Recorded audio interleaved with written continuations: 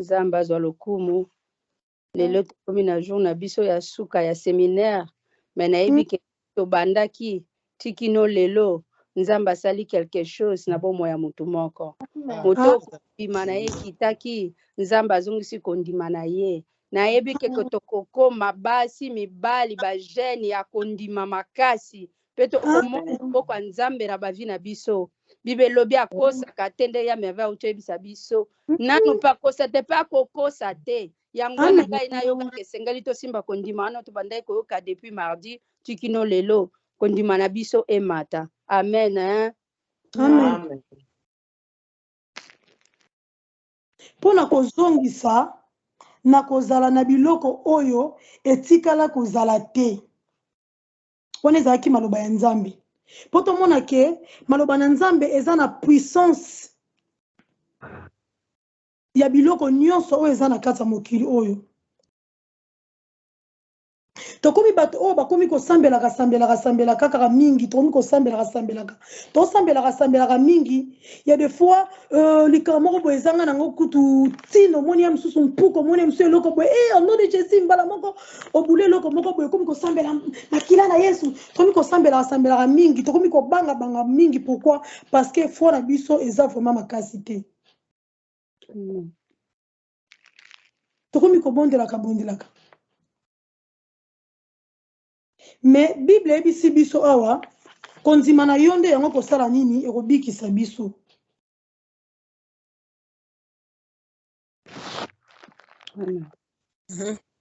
Amen. Amen. Nzamba Bible bina biso nini? Na tangi na bike tokomi bato tokomi kosambelaka ndeti tomba tokomi kosambelaka ndeti maloba na Nzambe eza lisusu na nguya moko te epai na biso. Liloba na Nzambe eza na nguya, liloba na Nzambe ezali na puissance. Na pesa bino ndakisa moko boye. Eza ndakisa moko boye mpe bête mais na pesa bino ndakisa moko boye. Oyo ezolakisa puissance ya Nzambe na biso. Nzambe alobi na biso boye. Moi ezala moi. Moi ti lelo oyo banda mokili esalama ti lelo oyo moi etikala kaka kozala moi. Osepela na moi to osepela na moi te. Moi azo remplir juste fonction na ye ya moi. Po Nzamba tinde na mokili ebise ke fozala moi azo remplir juste fonction na ye. Po depuis basala ye Nzamba loba liloba mususu te. Donc atikala kaka zalaka kaka moi. Omoni nde maloba ya Nzambe eza na puissance moko boyo biso tokoki kutu ko imaginer te. Bon moi na biso bato eza lokola film. Nana lokola film elakisi nini? Parce que réalisateur ya film ya bon moi na biso eza Yesu Masia. Yene mtaza réalisateur ya film na biso. Mais acteur ya film ya bon moi na yo eza yo moko.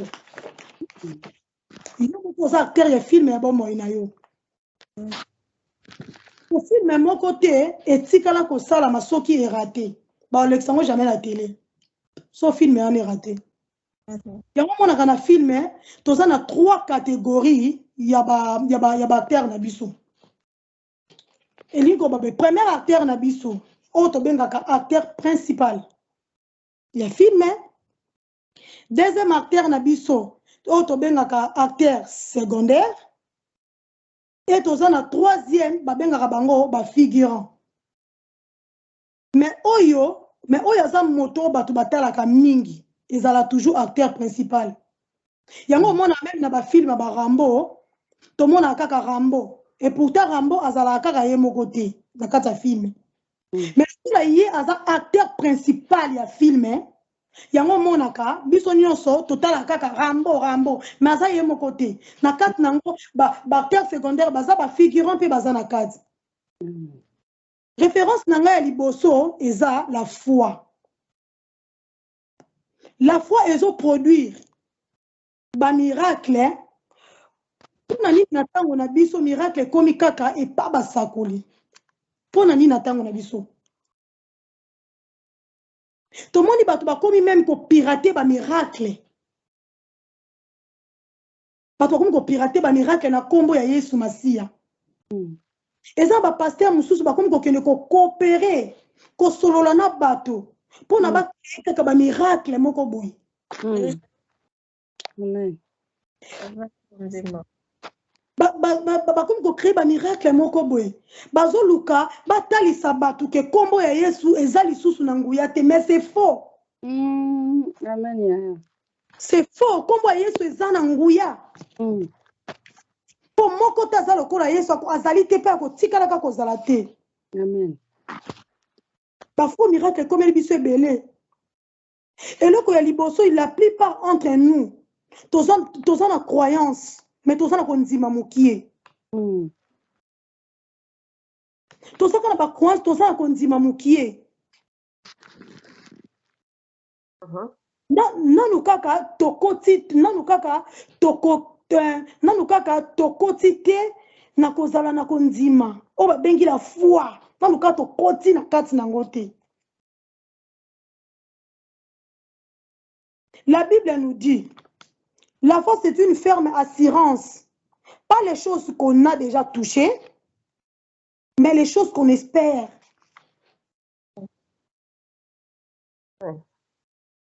Les choses qu'on doit espérer, les choses qu'on espère. Et ça, le coup, la mouton a na fiancé na ye. Mouton a na fiancé na ye, azelarani. Asa ko espérer, ni asa ko espérer, libala. Asa na fiancé. Asa ko espérer, o mobile nanga fiancé nanga fona bala. Moto a sali le premier, si le 30, asa ko espérer, azo salaire na ye na fin du mois. Mais moto oyo si déjà eu salaire na ye a espérer lui sous le côté pour salaire na ye si déjà eu yango tango biso tozolobela la foi ezali la foi ezali au-delà ya kondima na yo. Ezali au-delà ya kondima na yo. Ozali kotikala na eloko oyo ozali kondima na yango. Yango tozolobela la foi. Yango tozolobela tina yako kangama na kondima. Tozolobela mo ya kondima, tozolobela mo yako kangama pona nini? Pona bitumba msusu ba bitumba spirituel. Bitumba spirituel zaka ateler yozo benga na ba démon. L'air yozo benga banemo tozo bundisa bandoki ya famille na yo. Tongo midi pourquoi? Oui, c'est vrai, c'est le combat spirituel. Mais combat spirituel ezali tango ozali koteleme la diable. Kolandisa na réalité o yozo vivre nango. Kolandisa malisusu na maloba ya Nzambe. Amen. Pour l'ensama maloba na Nzambe yangwana de ozo lobi ya combat spirituel. Ça la parole de Dieu. Oui, tu es en train de prier, mais tu pries pas avec la foi. Nzamba lobi na nzela ma pinga na ye, Jésus guérit. Amen. La réalité nous montre que je suis malade. Voilà, c'est la réalité. Et je suis malade. Elle nini combat e bandaka. Diable alingi kokota kati na ngake na kokufa na maladi oyo ngana za kobela. Woni za diable. Kokufa na maladi oyo za kobela. Il y a des fois on a même na hôpital balobi na biso ke ndeko na biso boya za na cancer. Atikali ka par exemple na 2 jours, na 3 jours pour kufa. Woni za réalité. Et zo là c'est que tu es malade, au kufa dans 2 jours, tôt dans 1 mois, ça c'est la réalité. Mais la Bible, l'air yoso bonde avec la foi. Tu pries avec la parole de Dieu. La Bible nous dit, je ne mourrai pas. Je vivrai. Amen. Je rencontrerai les œuvres de l'Éternel. C'est là que tu pries avec la foi. Alléluia. Amen. Parce que si on prie dans la réalité, on s'en a kobanga. Dans 2 jours, on a kufa. Dans 3 jours, on a kufa. Et Nzambe na ngai nazo kufa. Comme ko ke luka batu bandaka na nozaki, osenga batu bolimbisité. Parce que soupe baba muté makasa nzima kufa na zaki ndoki akufa na kindoki ne aloba na epete. Miso luka batu akoko bolimbisi. Oui, c'est bien. Nzambe, quand on a présence en Nzambe, la Bible nous dit je ne mourrai pas. Pourquoi toi tu veux mourir parce que médecin lobby qu'on couvre dans 2-3 jours? Là tu pries pas avec toi. Ozo lengo, ozo banga, maman bibiche, priez pour moi. Elle va prier pour toi. Mais quand tu m'as dit que tu as que yo obika. Amen. Yes. En ce moment-là, là, on prier dans à ce moment-là, il faut faire le choix. C'est toi de faire le choix. Ou d'accepter ce que le diable te dit, ou d'accepter ce que Dieu te dit dans Malobanaye. Amen. La fois ça lokola bolingo. Bolingo ba kumisa ngo kaka pamba ka boete na pula ye ka boete ozo kumisa bolingo. Que je t'aime matin midi soir je t'aime. Je t'aime. Je t'aime. Il faut dans la preuve, pas dans des épreuves. Foi, il s'agit kaka j'ai la foi. J'ai la foi. Oui. Mais l'air du Kaboya kaka pas na yo, liboso na yo. Pas liboso za la ganini. Est-ce que ça va na makati na yo? Na yo. Kamboye la kota ndi makati na yo. J'ai la foi. Non, il s'agit qu'à tout le que j'ai la foi, j'ai la foi. J'ai la foi, oui, mais il faut ma preuve. Il faut ma preuve, c'est que tu as la foi. Parce que si je ne que j'ai la foi, mais la carte n'a pas continué à attendre. Jusqu'à là, c'est que tu as la foi en gombe. Tu as la foi en gombe. Non, foi de gombe. La foi en gombe. Une foi doit passer par l'épreuve. Amen. Amen. Il doit être éprouvé. Ça va passer par l'épreuve. Quand j'ai la foi, j'ai la foi. Foi ni nyozolobela. Yangombe to foi ngulu. Foi de ngombe. Foi vous allez prouver. Pona komemama na kondimana na moto oyo azali na kondima. Faut que j'ai la foi, oui, tu as la foi. Mais quand on dit manayo, ça la dimension ni. Vraiment. Le quand on dit manayo, c'est comme mon qui est biso ba chrétien. Quand on dit manayo, c'est comme mon qui est. Parce que nous sommes comme kolba kaka yesu eh. Adoration de bilei na yo, adoration de bilei na ye te. Adoration zaka bilei nzambe te, c'est la foi bande konanga. La Bible nous dit, il est le consommateur. Il est le consommateur, la Bible nous dit. C'est la foi. Il est le consommateur de notre foi. Il y a un moment même dans verset 6, c'est le bélibiso. Mutu oyo azali ko pusana pona andima ke Yesu azali. Pour Yesu azali, et ça le kola, ya kondimana, il est le rémunérateur. Et ça, c'est Jésus, il est le rémunérateur. Nabato oyo, il est le rémunérateur nabato oyo, bazoluka, bazali kokota, nabozali siyanzambi.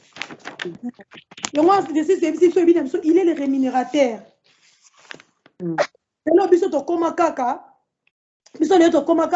Yesu azali awa.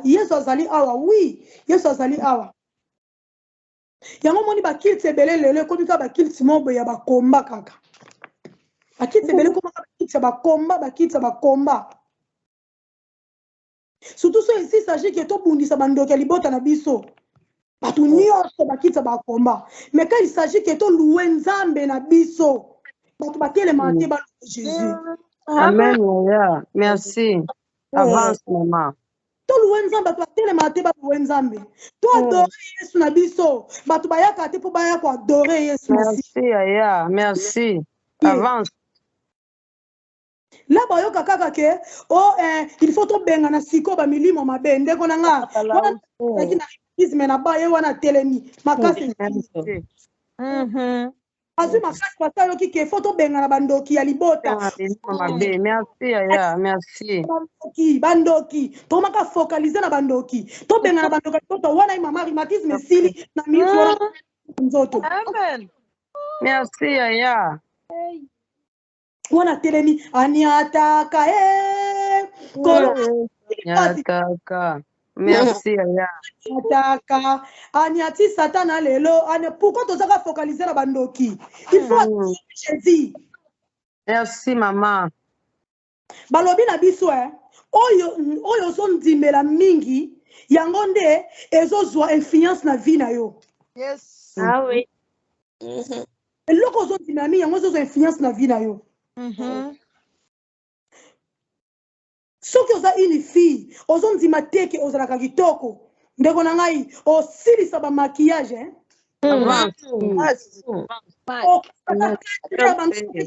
na kati ya salle de bain otie première couche oki olongoli oyo yango te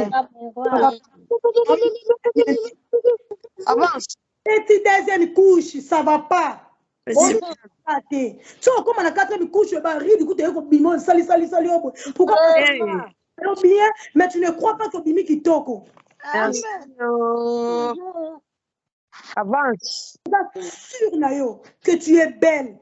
Ça comme 10 minutes, il y a maquillage no moni ko bimi bien. Yes, maman. Comme il y a des églises na retard. On a qui déjà goût juste. Mais tellement tu ça ba couche, ba maquillage, il y a autre ba masque de. Merci. Avance yaya. Tozo ya na présence ya Nzambe. Faut on dire ke Nzambe aza présent. Yes, présent parmi nous. Yesu azali awa, Yesu aza présent parmi nous. La foi c'est une ferme assurance. Les choses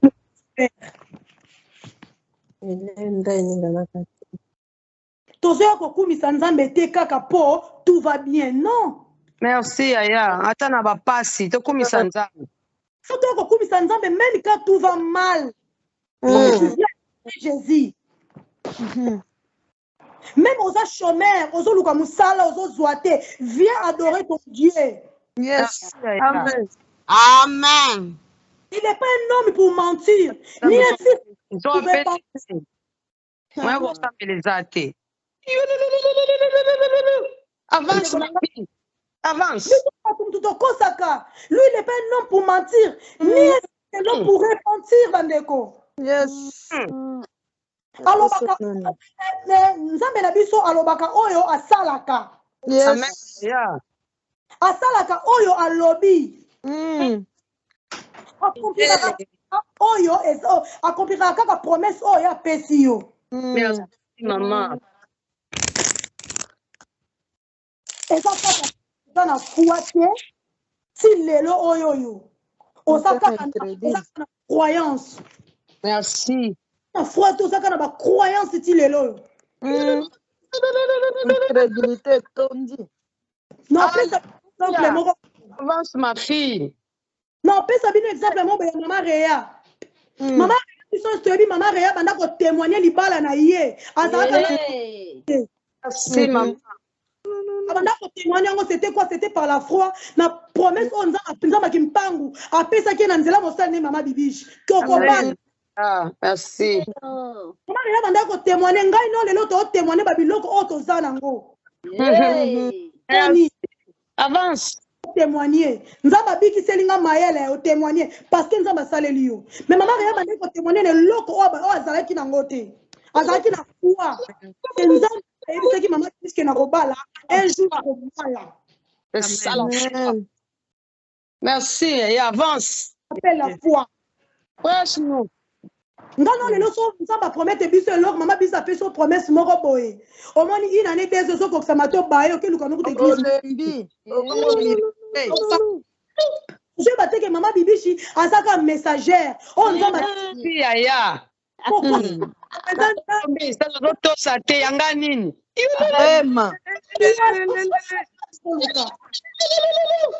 Avance ma fille.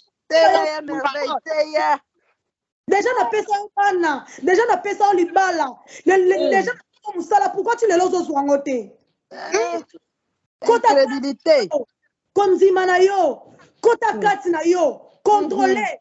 Belela nzambe. Konzima na yo na niveau nini. Pour montrer na aloba. On nzamba promet. Pourquoi les loses au côté? Ils ont 2 ans, 3 ans, 4 ans. Aïe. Ce n'est pas la faute de maman Bibiche. Kota na kati. Est-ce que tu Avance. yoka ki promesse wana na kati na yo lobaki nini aloba neka bongo ya nyonso apesaka bapromesse naloba naka na kobala ti lelo combien d'année donc ozomona kondima te tu ne crois pas noyebisa bino eloko moko bandeko omoni nzambe eloko apesaka eloko apesaka na avance te Merci. petard te apesaka na ye na ntango na ye Amen. Amen. nzambe apesa na ngonga na ntango na ye ce n'est pas osiliki parce ozwi eloko moko boye ti sikoyo bapromete eloko moko boye ti sikoyo no ozwi ngo te nzambe obanga lusundu no ovimbani wana mpo apesa eloko ozoluka non Avance. Amen. na ye mokolo nini oyo ezaka efo toluwe kaka nzambe toluwe na biso kaka nzambe kaka mpona eloko prometa yo Yes. oluwe no kaka nzambe po oyebi ke nzambe na nga osala osalela ozoluwe no kaka nzambe Amen. Merci maman nanga mwasi. eza makambo faut pour se pulmoner. Il y a des fois même tu comme on peut s'ensemble kanda. Vraiment. Merci maman, merci. Akayo loko. Yo telemela kana loko wana ro banda ko adorer nzambe. Nzambe peut-être otala konzima na yo sikoyo. Est-ce que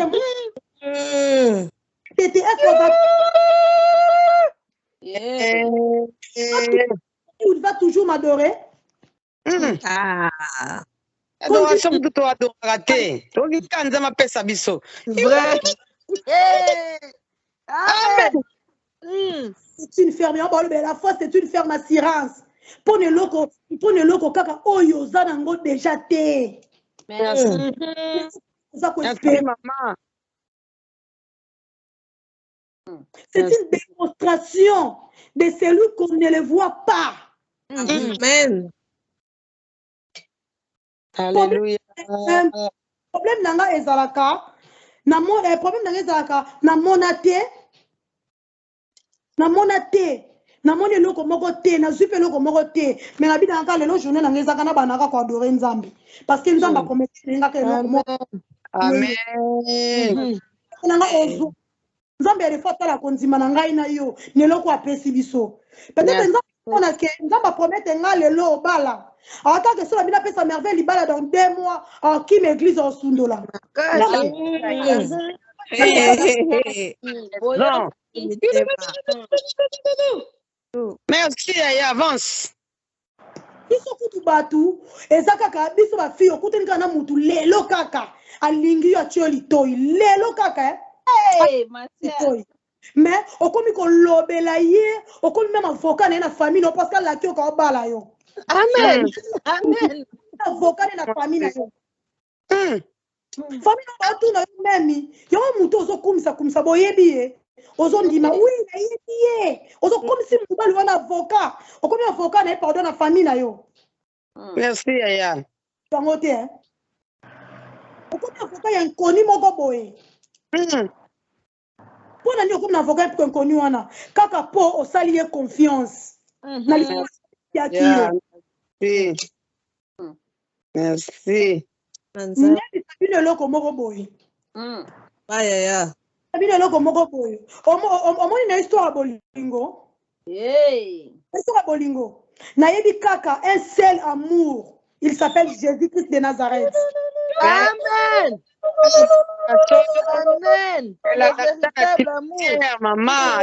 La cimetière. Il ne trompe Jésus-Christ et puis il ne trompe pas. Merci. Vraiment. C'est lui le seul amour. Kaina yo konzima fwa na biso eza na niveau nini tokanga basali nzambe bato lokuta. Merci. Alobaki boy, alobaki boy. Kozala combien na les bons samaritains bele bakenda batika biso. Biso toza kaka wana. Po toza bateka. Amen. Eli ya Nzambe ya. Boza ba Eli. Amen. Non, pesa bino exemple moko ya nga moko faut que na yo na vie yango kobikisa yo. Biso bino boyebi awe komaki na France avozwa musala il faut kaka ozala vacciner. Biso osala musala esa musala ba personne âgée bato bayebi tant koza vacciner te osala te. Na bina bandoluka na domaine mususu vike na trouver te baboyi na luka osala ta avec les enfants na cantine. Na ke kota ba CV na ba intérim. Ba obenga nga pe misala eza nango. Po to koma déjà vers septembre, misala déjà ezali bana bazongi classe ba koma obenga po na misala. Mais so ba otelo ka so ba otuna nga kaka si je suis vacciné. So na bisi bango kaka non, oh madame non, tu seras en contact avec les enfants to ko zwa yo te. Et comme si on connaissait Nzambe na ba galère oyo sans ressources Nzambe. Je me suis offert dans la cuisine entre biso ba fille à Grise et Cilia samedi to solo là. Non expliquer bango pe kaka to solo na expliquer bango pe kaka gloda bina nga va voir maman Bibiche. Nga bino yebisa maman Bibiche ba tunini maman si déjà pesa biso message on Nzambe pesa ki to so vaccin te. So no ke sa maman Bibiche nini. Abina nga facilement à parler. Tu sais pas facilement à parler. Na bota courage te na pas maman Bibiche. Na soli na maman Bibiche. Na bien maman Bibiche tala misala na ozwa misala te bazo senga kaka vaccin maman Bibiche ta banga bina ya ozu vaccin nga habité maman na vaccin te mais bazo obligé nga kaka afona za na vaccin a bien merveille to bondela maman Bibiche ne prière à 20 minutes te maman Bibiche ne prière à 10 minutes gros même sous 1 minute ou 2 minutes. Merci. Nzambe na maloba na ye. Amen maman. Nzambe yo mutoloba ki na ngai ke les bons samaritains tozwa vaccin te. Na oye yo azana posa asala. Ba olinga kozwa te pourquoi parce qu'elle est pas vaccinée. Yo yebi tout ce qui se passe en ce moment que ça vaccin ba tuba osala te. Mais Nzambe na yo pekisi biso tozwa vaccin, ça veut dire tozana musala obombeli biso to kozwango sans ba na biso vaccin. Amen. Maman Bibiche a déclaré malobana zong sika Nzambe po Nzambe mtese maman Bibiche ke biso ba samaritain to so vaccin te. Amen. On a ngai tout est possible à celui qui croit en Dieu. Merci. Merci. To sambela maman Bibiche c'était un samedi. Dimanche eleki lundi na komi liboso conduite na ngai batindelinga message. Oh madame tu vas aller travailler aujourd'hui à 10h. Mais tu commences déjà 9h30. Et puis, lobby au bandam salamo ben à 7h, 15h30. Na zu téléphone na bengi bango. Mais mon place na uta ki vendredi ba ben na sa vaccin na ko salate. Mais batinde linga message na bengi bango. Na bi aujourd'hui c'est impossible parce que na za devant et école, ceux qui na nilango donc mbongo na ngeke perte et puis lobby na 7h du matin donc on peut ça kuna condition. Lobby na 7h du matin ça sera pas possible parce que la garderie attend un fond à 7h, ceux qui 8h c'est bon, mais 7h est simbaté. D'accord madame, tu as rappelé to benga et si ko ke ça to proposer bango pour na 8h. Bande rappelanga pour ben que tu vas aller travailler lobby na 8h. Tu laisses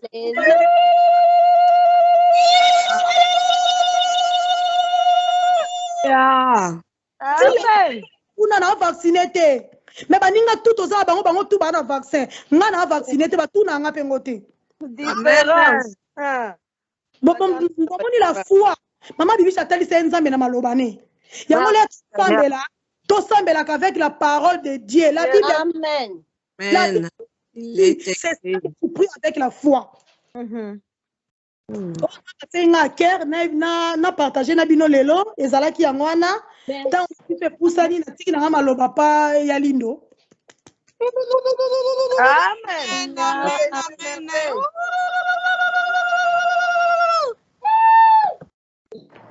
Hallelujah.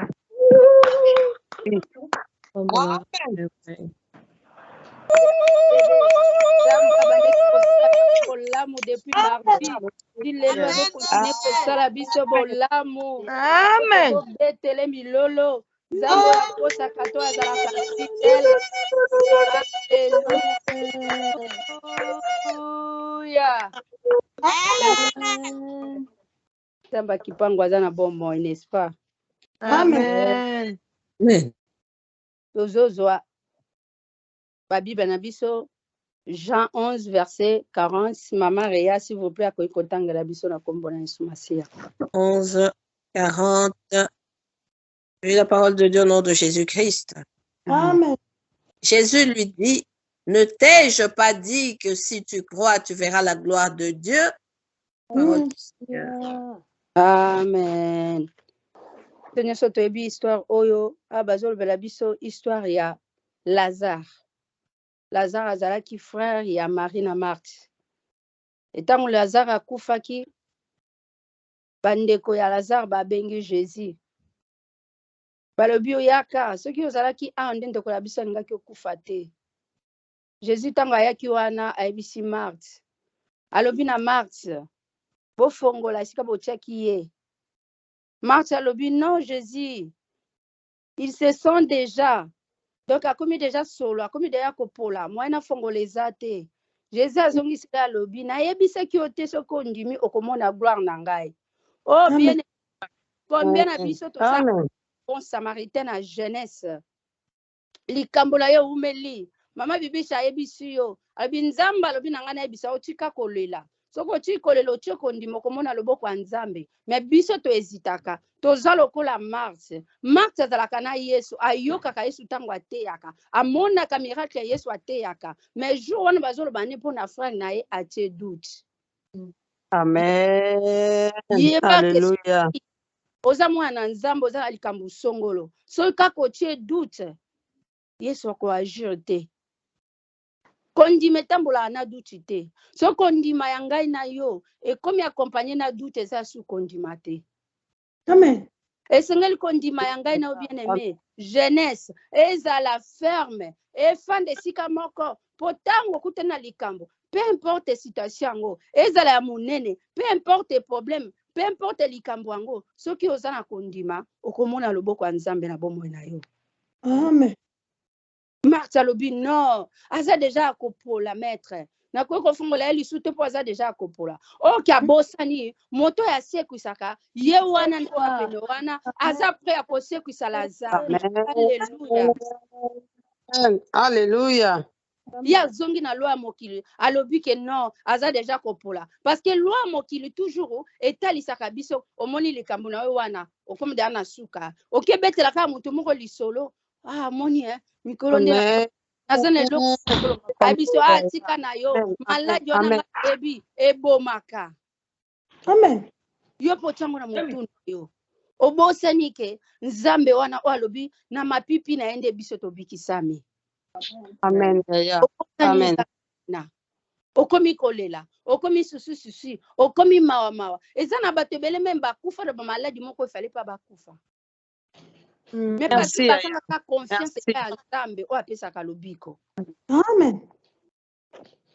Bien aimé eloko nini ezotungisa ngai na yo. Maladie, sterilité, kozanga, nini etungisa ngai na yo. Balobi yenda asala nyonso mpo asimba nyonso aza capable na nyonso.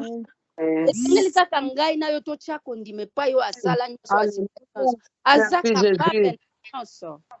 Okoma mona likambo na yo eleki nzambe na monene. Merci Aya, merci. Ok nzambe na biso nde aza capable aza na capacité. Bible ezoloba na biso au commencement avant mokile banda Yesu asalaki alobaki. Tango alobi après alobi la terre fut. Donc alobaki ye moko nanu nzambe azalaki na kondima po nyonso tozomona na mokili esala nini eza. Bien aimé comme aliboma. Balobi la foi c'est une folie. Kondima eza liboma. Vous pouvez imaginer médecin zoebisa ok madame na âge na déjà ozokende na ménopause okobota te mais ozobisa médecin ke nga natangaki na Bible namonaki Sarah botaki na âge ya 90 ans. Médecin omono liboma. Alléluia. Amen. Médecin omono liboma parce que na médecine c'est impossible. Mais puis, ce qui est impossible aux yeux des hommes, cela est possible aux yeux de Dieu. Amen. Donc, l'eau est impossible na miso na bato, pas nzambe eza possible. Et c'est l'eau comme on Amen yaya nzama pambola mwana ngai. Et l'eau koni ne bangisa yo. Oh ya, na le bon samaritain. Oh ya na ba problème. Mama bibisha bonde lipona yo. Tango moni kaka 1 mois 2 mois, likambo mama bibisha loba kezo kokisa mate. Oh ya kalisusu te. Amen. Nzama pambola mama. Merci. Ton message. Oh ya mbakango ndenge nini na kondima. Mama na likambo tozo lobela depuis to bandaki mardi tikino lelo eza kondima. Kondima na biso eza wapi? Yango est-ce que tu as kozonga na kwa kokuta kondima na mitema ya bana kondima na ngai eza wapi bien aimé otiaka kondima pa ya nani to moni histoire à Job biso nyoso toyebi histoire Job azalaki na bana azalaki na nyonso et puis azalaki moto abandaki kobanga nzambe po nzambe abetela etolo ça veut dire kazalaki moto abandaki kotambola na kobanga ye Bibezolo bala biso Job tango nyoso bana ne bandai ko bima ko kende ba feti Job tango bandai ko kota kati na ye abandai ko bondela pe ko singa bolimbi sipo na bana na ye Amen ba boteli Job nyoso ba camarade de Job ba komo seka Satan nzamba ti Satan alobi moni Job wana moni ye nga mutu na chinjo ko meka ye ata mokolo moko ta kofinga nga ata mokolo moko ta kolemba ngai ba boni komela biso to lemba nzamba ba citation boni présenter na ba vie na biso to tika ezali kambo ya tante ezali kambo ya kondima na lobaki yango lobi soki ka kotie kondima na yo kondima eza lokola élément eza capable ya kobenda lipamboli na yo esika ezali. Amen. Kondima ya ngai na yo eza wapi? Job kei mwasi na ye alobi na omoni te kozo souffrir finga kaka nzamba ngo kufa. Mais réponse à Job ezalaki nini? Je sais que mon rédempteur est vivant. Il s'élèvera le dernier et il agira. Alléluia. Amen. Réponse yangai na yo jeunesse mama papa liboso ben site ya bato ezalaka nini na moto azana kondima réponse na yo ezalaka ndenge nini soki balobi no kaka monte yo pe bando osamba na le bon samaritain ozomona te age ne puissant ozobala te yo to nga linga mobali nyonso koya représenter ondimi comme sokomi na suku Merci. Kondima yango ko attirer mobali na esika aza même na Chine même wepo ya ko bala yo.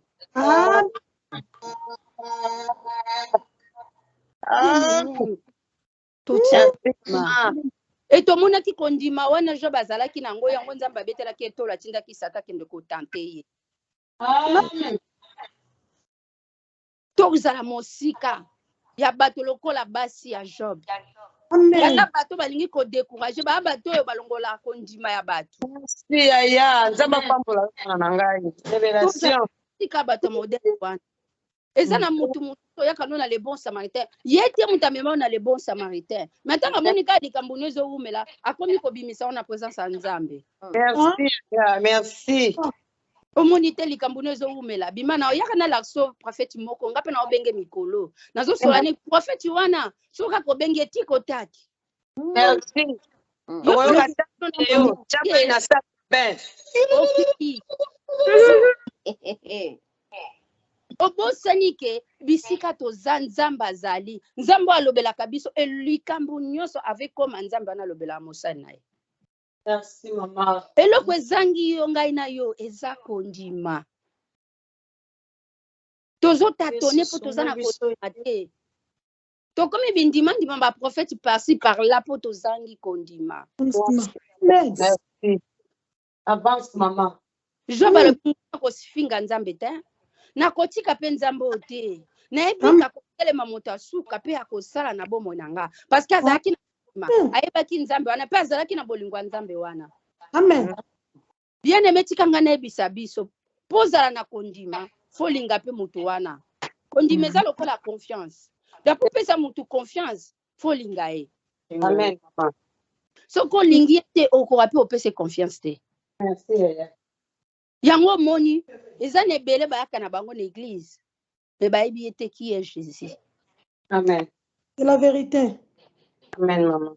Bayebi te yango tozotatone oye siko ntango komona makambo oyo mosakola alobaki na yo esalami te olobima okomoluka siko baraison onga basalaki nga boye batalaki nga miso mabe yango na longo na église wana onga bayaki otala nga te bayaki osala boye te yango na bimi na nga na église wana eza likambo yango te eza likambo ya kondima.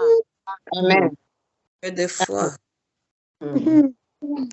Bien aimé toka bwana na bato lokola ba femme de Job. Merci. O bayaka kobimisa bato na présence ya nzambe okorate lipamboli na koza kolanda basi lokola basi ya Job bato lokola ya Job. Amen. Job soki azalaki na confiance ya nzambe wana te alingaki mpe acede ayoka maloba mwasi na ye mpe afinga nzambe me alobi non nzambe te yango moni Job nzambe azongiselaki bana ya kitoko koleka mpo azalaki na bango na liboso. Bien aimé eluka soki otie kondima likambo wana elelisaka yo bato baoya kotuna yo baotuna yo nzambe nini oyo ozosambela ereponse na ye kozala nzambe akipangu oyo alongolaka soni oyo alongolaka humiliation oyo apesaka bana oyo apesaka mabala. Alleluya. Nzambe alongoli soni ya mama Rea. Kondima ya mama Rea esali tiko taki elema ekokobenda lipamboli na Congo eye nana kokai kondima nzambe na biso ka nzambe ya multi system. Asala isifika kondima ntango yoza kondima komona jamais gloire ya nzambe. Esenge na basamarita tondima. Amen. Ngai na yo banda kotala siko kondima no eza wapi kondima na niveau nini. Amen. Simba oyo tozoluka te parce que tozangi kondima tokomisi basala nzambe kola banganga mama bibisha anga te. Amen, mama. Mama bibisha zanganga te parce que panganga soko kei chikota kozui mais mama bibisha anga parce que mama bibishi même Mama na azodependre pe na nzambe wana mama bibishi te atia kondima na nzambe wana. Amen. Merci. Naza béni. Amen. Kondima pa nzambe te. Tokenda bato bakenda po banganga ayebi ke po azwe loko pa nganga apese ba condition nganga so apese ba condition akotoka ba condition wana po azwe loko azoluka nzambe condition apesi biso tondima kaka.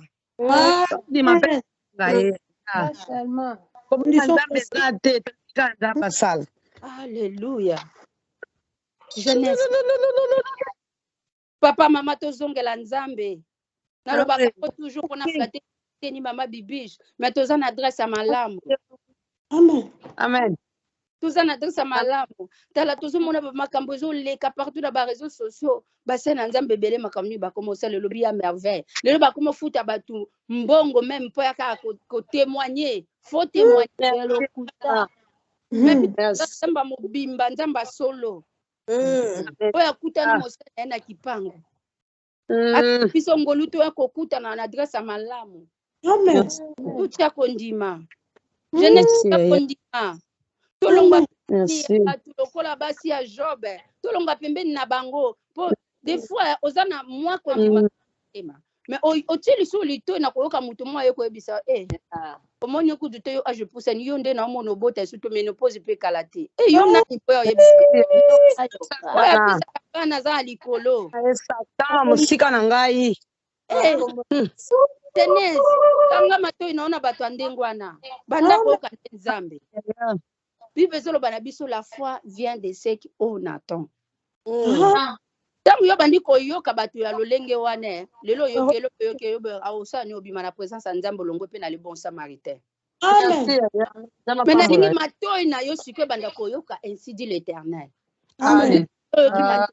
Lobi okelo yoki, lobi kuno kei, fwa na yo komondima, fwa na yo komotonda, fwa na yo komotonda. Nzambe asalaka te asali. Jeune tozengela Nzambe.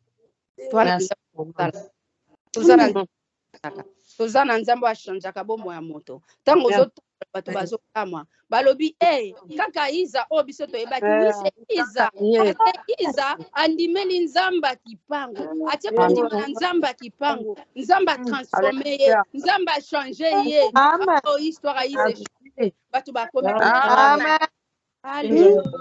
amen. Nazobisa moko na après-midi ya lelo. Soki kaka otie kondima, soki kaka kondimi, depuis banda koya na présence Nzambe koyoka mate change. Likambo ezotungisa yo, likambo ezolelisa yo, okozwa solution nango. Kaka soki otie kondima.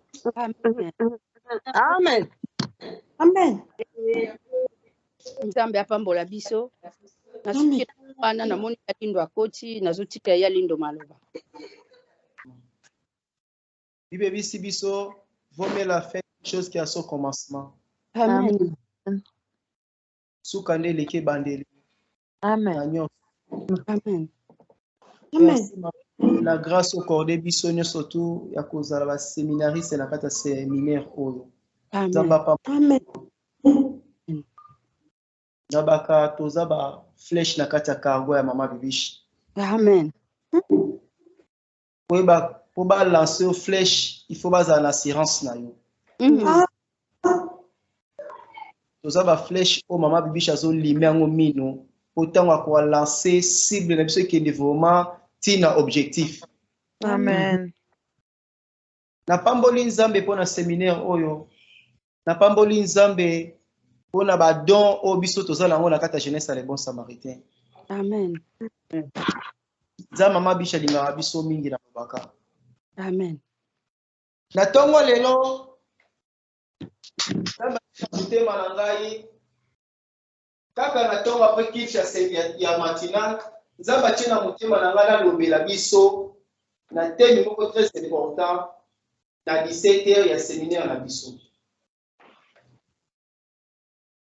Et thème ngo eza basé sur la foi. Thème ezolobela biso la loi et les condamnations des non-familles est devenue sans effet par la foi en Jésus-Christ. Amen. Nzambe apesi biso na verset et Nzambe amemi biso na développement message oyo eza mpona délivrance ya mutu moko na kati ya séminaire oyo. Amen. Nalingi ete makambo oyo esalama lelo esengeli okoma ngo mpo se souvenaka chaque jour na vie na yo na makambo Nzambe aosalela biso. Maman Ria tangeli biso na Romains chapitre 10 na verset 4. Amen. Romains 10, 4, je le parle de Dieu au nom de Jésus-Christ. Car Christ est la fin de la loi pour la justification de tous ceux qui croient. Parole du Seigneur. Est-ce que tu peux te lancer mais maboko makasi na kofa lelo? Alléluia.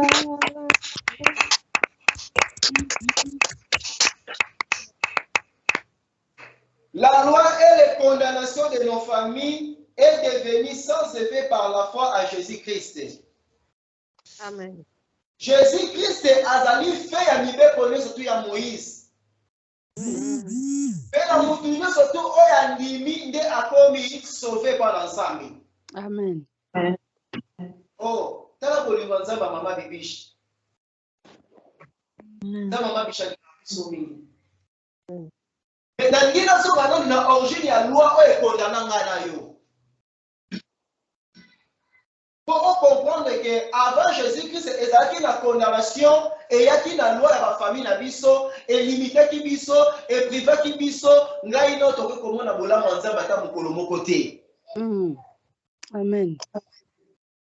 Loi de surtout ezali ya coutume eza ko limiter mutu pona ko sala ni pona ko déstabiliser mutu pe ko komisa mutu incapable ko écarter mutu même na vie sociale même na famille ya mutu.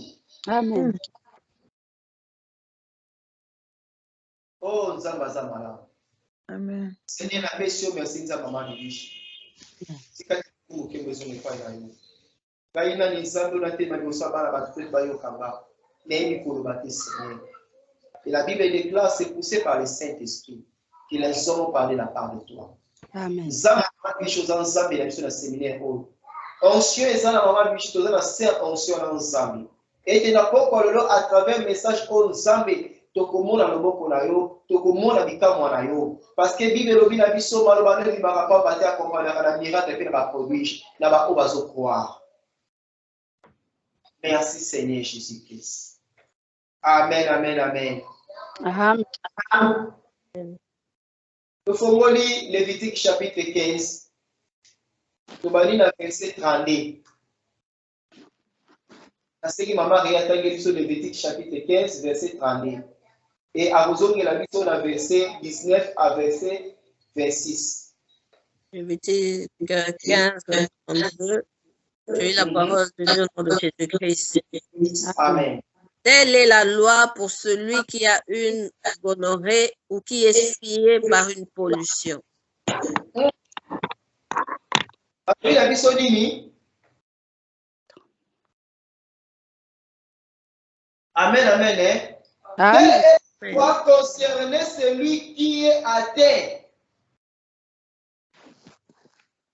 Quelle est la loi concernée à celui qui est atteint d'écoulement de sang? Amen, amen, amen, amen, amen. Amen.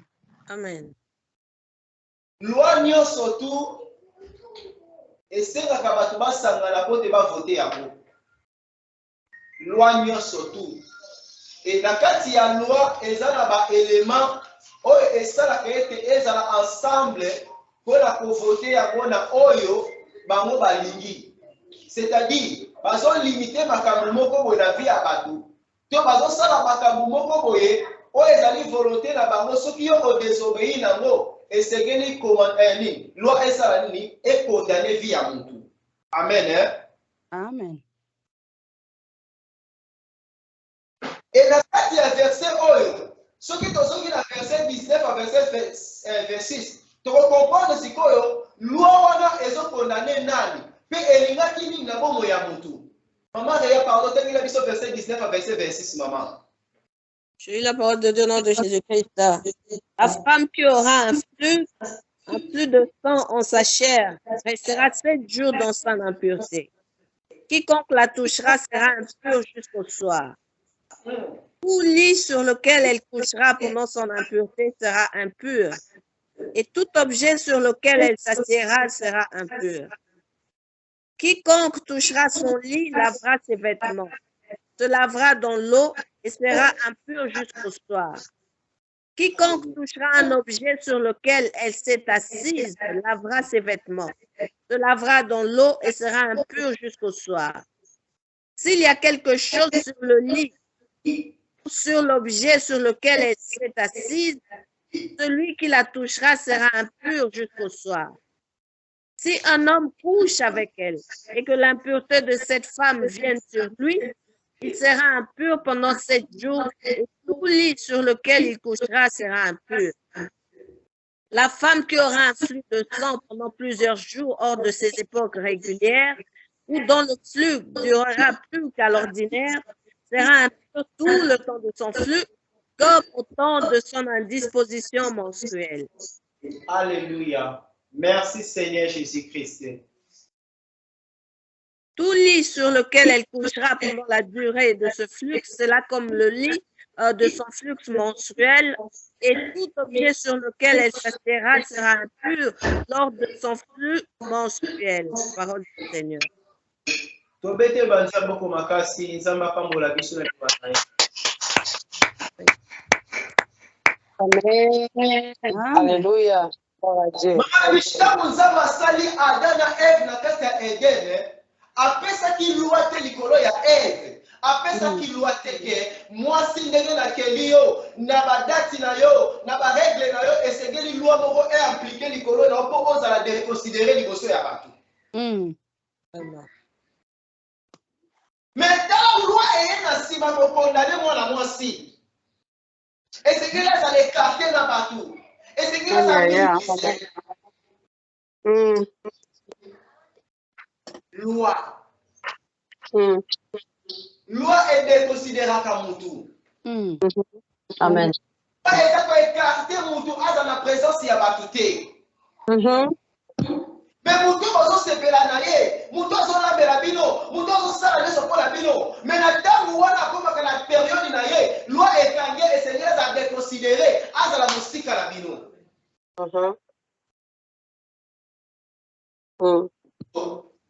Epi nalobi na biso teli loi oyo yango eza concerne na baoyo baza na nini baza ate. Oh, Nzambe alingaka biso mingi. Amen. Mais Bible elobi na biso nini? Kriste azali fin ya mibeko na baoyo bandimeli ye mpe basali nini? Amen. Yango Nzambe na ntongo mama bibishi Nzambe apesi nga te mikolo balindo loba la loi et les condamnations de nos familles est devenue sans effet par la foi en Jésus-Christ. Amen. Parce que Christ azali fin ya mibeko nyonso ya Moïse. Amen. Et na baoyo nyonso batieli Yesu Kristo motema epai na bango eza susu la condamnation moko te keya na nzela ya loi. Amen. Oh, Nzambe alingaka biso mingi. Amen. Nzambe alebosama te azolinga biso mingi. Amen. Origine ya biso na kati ya bafamille ya biso ezalaki toujours na condamnation oyo okeki na baloi oyo baétablissa na bafamille. Amen. Amen. yango ye moto ye na Nzambe ya kimbangu na Nzambe ya mama bibishi koya na baaventure te. Merci, papa. ebele bakomi kosala comparaison na kati ya le bon samaritain zonga tala doctrine origine na yo zonga tala famille na yo le bon samaritain esangisi biso me biso toza bato ya baorigine moko te. Amen. tozopesa Nzambe merci ndenge asaleli mama Rea ndenge mpe akosalela biso eske yo na mama Rea koza origine moko. Il faut tous se poser la seconde question. Est-ce que na mama Rea toza origine moko? Ne okoyeba koluka Nzambe ya mama bishi malamu mpe akomimonisa kosala bomoi na biso. Amen. Ebi na biso nini? Nasengi na mama Rea tangela biso Marc chapitre nango 5. Marc chapitre 5 mama.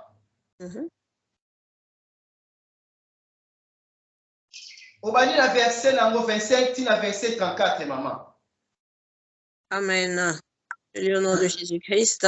Or, il y avait une femme atteinte d'une perte de sang depuis 12 ans. Elle avait beaucoup souffert entre les mains de plusieurs médecins. Elle avait dépensé tout ce qu'elle possédait et elle n'avait trouvé aucun soulagement. Mais elle était allée plutôt en empirant. Ayant entendu parler de Jésus, elle vint dans la foule par derrière et toucha son vêtement. Car elle disait, si je puis seulement toucher ses vêtements, je serai guérie. Au même instant, la perte de sang s'arrêta et elle sentit dans son corps qu'elle était guérie de son mal. Alléluia. Amen. Amen. Est-ce que tu connais tellement de gens beaucoup ma cité après midi à l'élo? Alléluia. Maman, je ne connaissais pas ma cité ensemble d'ailleurs. La foi vient à ce qu'on attend. Et à ce qu'on attend vient de la parole du Seigneur Jésus-Christ. Amen. Amen. Et na kati ya Bible, namoni maman oyo ezalaki na perte ya makila, babi adepensaki boswi na ye nyonso, Bible a dit que na kanezalaki soki mwasi aza na perte ya makila esengeli amema offrande na ye amema sacrifice na ye mpona kokende pa ya sacrificateur akosela ye expiation ya le pardon akosela ye holocauste po ete matembolibisi ya masumu ekota na bomoi na ye mpe azala guéri me bino lobi soki azokontinue kaka kotanga makila bakozwa ye bakoekarte ye na bato relation eza lisusu akomi déconsidéré ndenge moko mama oyo bino lobi na biso azalaki déconsidéré moto akokende pembeni na aza te meme ye na bana na ye relation ezalaka susu te parce que mwana nyonso akotala mama na ye bakoconsidéré mwana pa komi impire maman oyo asouffraki moralement mpe physiquement azwi mbongo na ye nyonso esili na badokter esili na baprofete atikali maboko pamba mpe moto akoya kotikela te eloko akolia aza te meme elamba na ye moko ya salite soki ozwi yango oniki yango bamoni kaka ozosokola elamba na ye na yo mpe bazokonsidere lokola epire lokola ye donc mama wana na bato bazalaki susu na relation te tala ndenge mpona telemo eza koemilie vi ya bana bato Vraiment. tala telemo ndenge koekarte bato ezodekonsidere vi ya bato ebele mpe lelo bazovivre meme vi wana okoma dekonsidere na meme famille oyo ebotami propre okoma humilie meme na bapropre bandeko na yo moko parce que eza na mobeko moko likolo na ndenge te esala yo boye esengeli orenouvele intelligence papa mama Amen.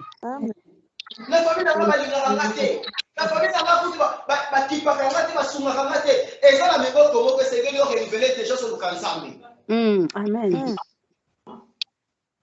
po eza impossible mama oyo aboti bana na ye ndeko abotami na famille na ye soki akomi na terre pire te baekarte ye bakoka kosaproche pembe na ye te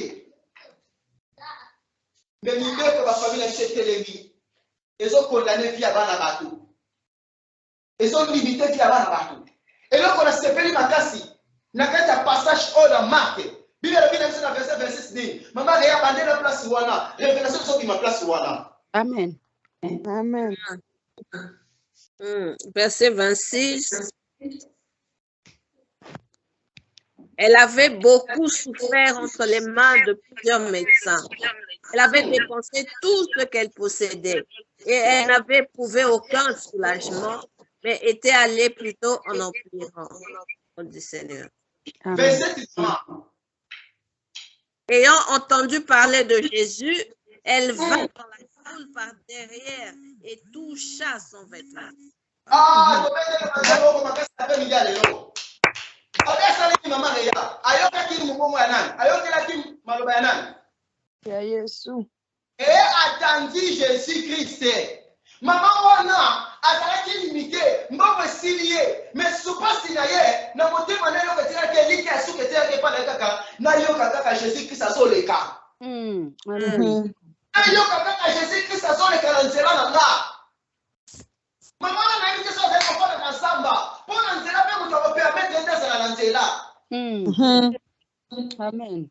na ndako ya motu bakotia ye esika te donc soki motu mama wana aye na ndako na bino bato surtout na ntango ya covid boye moto ya covid baye bakangi bino su quarantaine mama nalobi nazelaka kaka nayoka yesu kristo akoleka parce que kondima ya mama wana oyo bino biso na foi bien assez qu'on attend mama wana kondima nezalaki bien placé na koyokela moto na ye jésus christ parce que jésus christ alobi kaka ye na kondima na ye miracle de produit na fi na ye Amen. ebi lobi mama wana ayoki jésus christ azoleka mama wana pa alobi malgré tout naza déconsidéré malgré tout naza écarté malgré tout babwakanga nakokopusa na pembe na bato te me nakokota kaka na kata fulu Amen. Alléluia. Ça va enseigner na yo la foi en soi. Amen. Papa maman, okoki koya na kati ya le bon samaritain okoti na ligne oyoki maloba na nzambe mais soki foi na yo moko eza disposé te na maloba na nzambe miracle te se produit te. Amen. Amen. C'est la vérité, Yaya. Et puis la biso, Jésus-Christ ezalaki entouré na foule. Bato mpe batutaki Jésus. Bato mpe basimbaki bilamba ya Jésus. Mais kosimba bango basimbaki ekokaki te esprit ya Jésus-Christ ebima mpe pesa lobiko na vie ya moto. Alléluia. Mais le problème de ma cas c'est ça. Maman na biso oyo, tant ayoki Jésus-Christ azoleka, abi la foi vient à ce qu'on attend. Quand il va la Jésus, na kolaka ye, na sala posa tena bisa etanga loboko. Mais na sala posa. Motema na inde. Motema na inde. Na kondima na nga. Ataki simbe lamba. Avant que Jésus aloba. Avant que Jésus aloba. Na ce qui na simbe lamba. Kondima na nga ke toucher motema ya ensemble. Yes. Alléluia. Ezaki lamba Jésus-Christ était pour ebikisa moto. Mais nzamba leleka moto akotouche motema na ye. Yango Jésus alobi na langage qui m'a touché. Pierre alobi, oh, tose bele, bato baosimba simba yo, ndenge ozotuna kende na touché yo. Jésus alobi, qui m'a touché? Jésus-Christ même, si la trône a compris que maman m'a souffert à moulaï, le corps a maman wana nzambalobi, yo n'aime de signe moté mananga. Qui m'a touché? Amen. C'est bon samaritain. Nous avons belé la Kataline. Mais il aussi va monter ma ensemble. Nous avons qui m'a touché. Donc nous avons retourné qui m'a touché. Nous avons retourné mais le président de Kamonayo, oh yo mo senti katinayo, changement mo ko toute vie na yo, yo mo se présenter par Jésus. Mais voici papa. Mais voici. Amen. Alléluia. Amen. Moyen témoigner ça dans les bons samaritains. Alléluia. Amen. Nous avons tout la nana m'a touché là. Pour m'appeler qui m'a touché. Merci Jésus. La foi en soi. Assurance la foi na ye. La conviction la foi na ye. Kendenge na koti na ligne oyo, na koti lokola mutu nyonso te. Ndenge na koti bila bila foi vient à ce qu'on attend. Donc il est poussé ma kiti na la ligne oyo. Na tie kondima na nga, maloba nyonso nzamba kolobela nga basali lela po. Amen. Amen.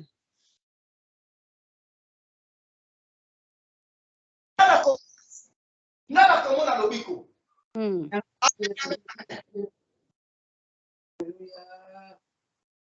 Amen, amen, amen, amen. Amen. Oh, papa, maman, tu as condamné par la Jésus Christ.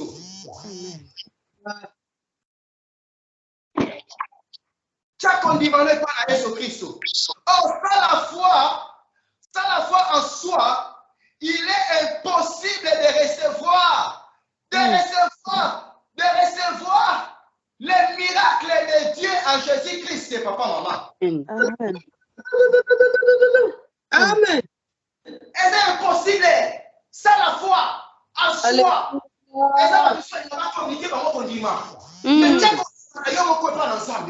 Yes. Amen. Merci. La foi en soi. Amen. Amen. Parce que maman Réa a dit foi na ye moko pa na sa. Amen. Lelo tanzuka suka bandeko bobi mate to silisa s'il vous plaît. Amen. Merci. Sans la foi en soi, c'est impossible de recevoir quelque chose de la part ensemble à maman Bibiche. Amen. Merci Jésus. Notre foi est à continuer puissance et ensemble. Et même un changement de la vie dans l'issue. Amen. Yango maman na lobi moko avant simbe lamba.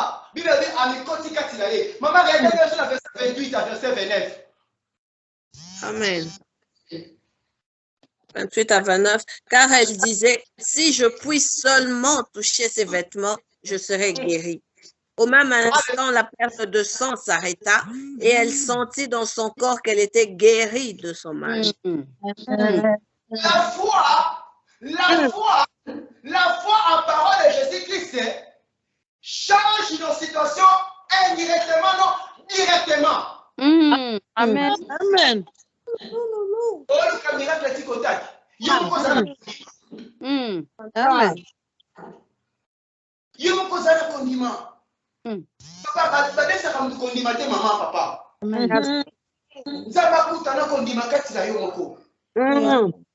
Maman bazalaki fulu te bozalaki fulu balekisanga pire moto bazwi bango babwaki libanda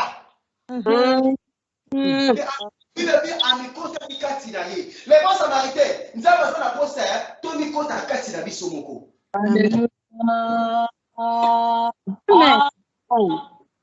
Soki mikoti kati na yo moko miracle eza produit na vie na yo na kondima na fa na nzambe. Maman wana, je n'ai pas pembeni, mais on s'en a prié rien moko. Je n'ai pas pembeni, mais on s'en a prié rien moko. Mais on peut se dire que Yesu changa le boko. Yesu monanga, Yesu sinanga, sinanga. Mais on peut prier Jésus. Avec le monde de Jésus, ça contient des livres sautés. Là, on va prier ça. Là, si on prie ça, là, on va simmer. Amen. Amen. Alléluia. Amen. Amen. La parole. Prier. Abi, mokonzi, si kaka na simika kelamba na yo. Na komika, na simika kelamba na yo. Na komika, yemo pas poser des questions, yemo pas solliciter réponse. Sauf que na simika kelamba na yo, na komika. Amen. Alléluia. Asibi, dans le miracle continue à bon moyen. Amen. Un instant, changement continue à bon moyen. Yes. Yes.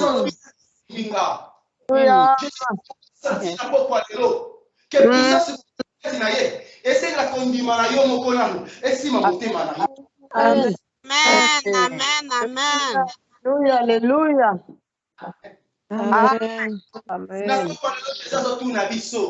Qui va toucher? Qui m'a touché? C'est moi, Jésus.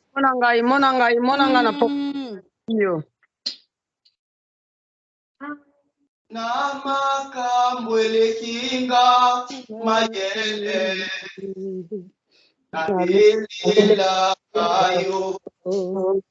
nabelela kayo Yahweh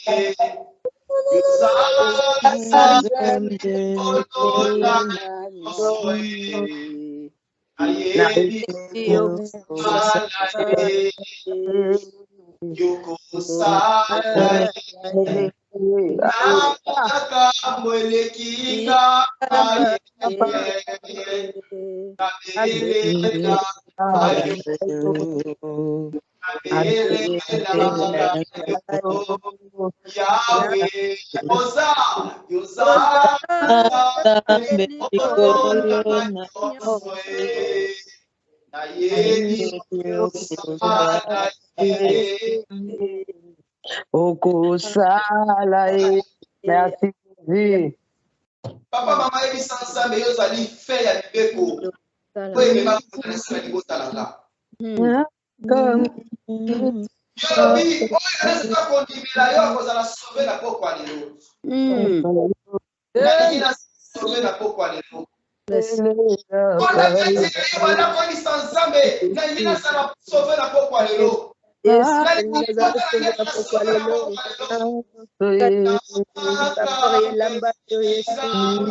Alléluia, merci Jésus.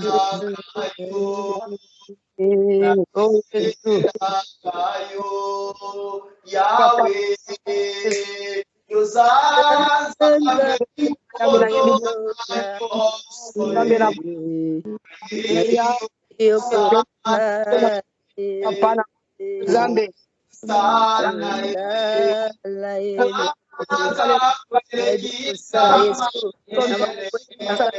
ngai papa Nabeleli yo mokonzi nzambe. Yahweh, Oza, Yosa, Sabe,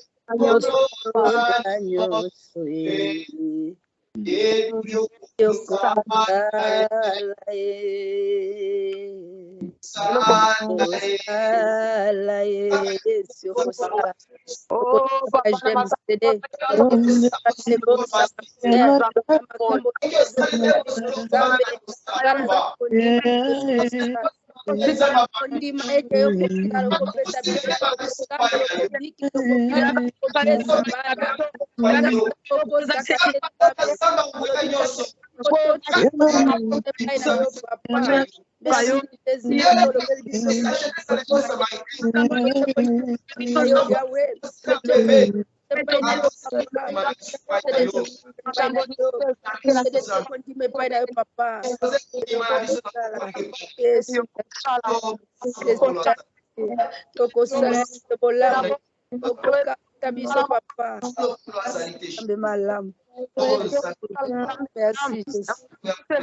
Merci Jésus.